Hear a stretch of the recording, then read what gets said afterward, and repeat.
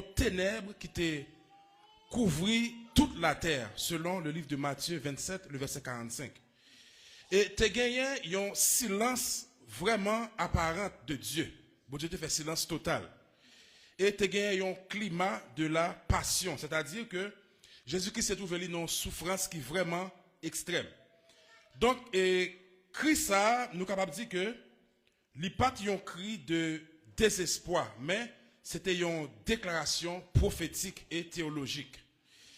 Donc, deuxièmement, nous parlons analyse linguistique selon texte original.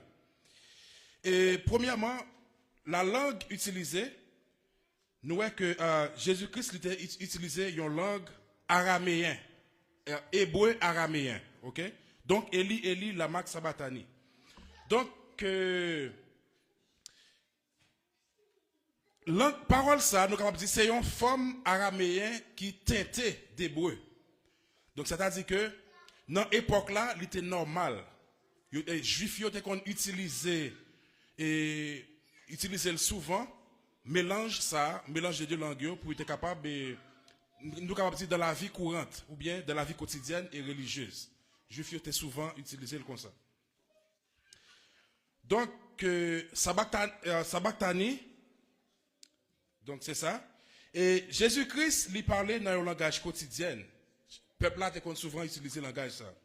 C'est un message qui était accessible avec tout public là.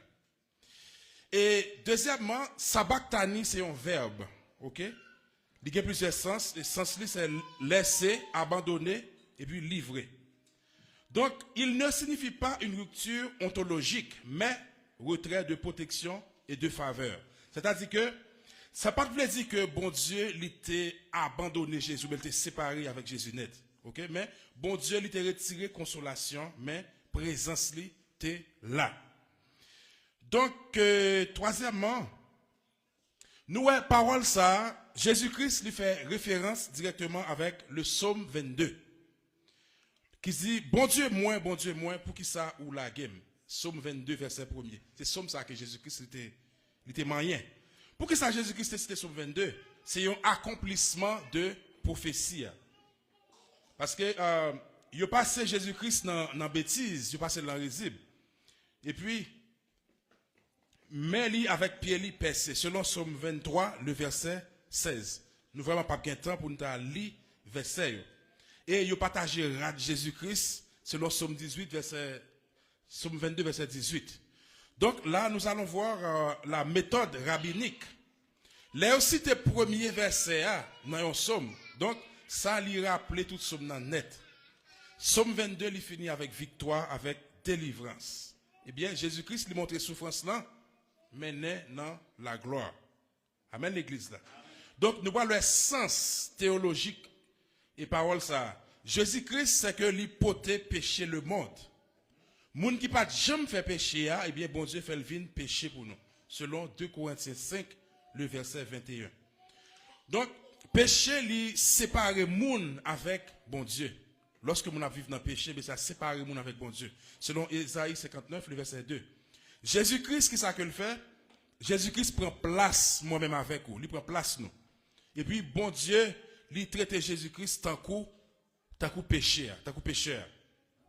Donc, nous sommes capables de dire que c'est substitution pénale. Jésus-Christ payé prière pour moi-même avec vous. Donc, c'est pour raison ça que chaque jour dans la vie, nous avons besoin et bail bon Dieu gloire. Amen. Donc, pour nous capables d'avancer, parce que nous n'avons pas en pile temps, c'est courir dans l'heure là. Donc, eh bien, nous besoin mettre ça en application spirituelle.